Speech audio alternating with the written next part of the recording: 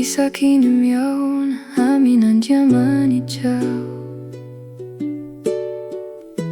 dia mahatsiaro anao anaty taonom-bavaka.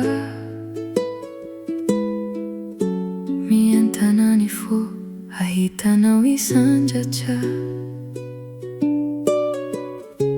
ahitanao ifoa, ahitanao iakatra. Ho hitany aminao raha mandeha an-dalana, ny anaran'i Jesosy no indro tazana, dia hampamirapiratra ny tavany aminao. Ka naiza naiza lea fikasana tao. Kamirary anao ho tain'Andriamanitra,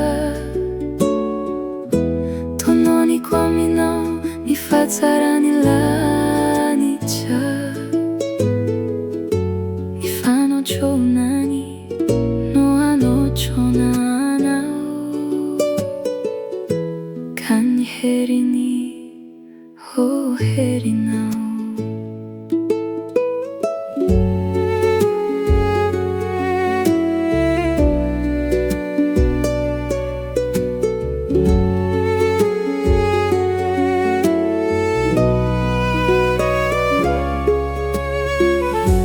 Anananao ny fo hoe zanak'Andriamanitra,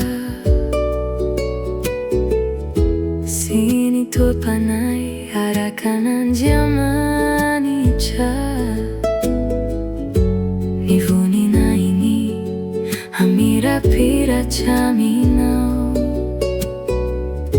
ny fanontronany hanarakanao. Kamirary anao ho tain'Andriamanitra, tononiko aminao ny fahatsarany lanitra. Ny fanontronany no anontronanao, ka ny heriny ho herinao.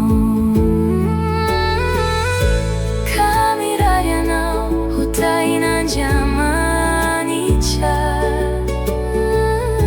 tononiko aminao ny fahatsarany lanitra. Ny fanontronany no anontronanao, ka ny heriny ho herinao.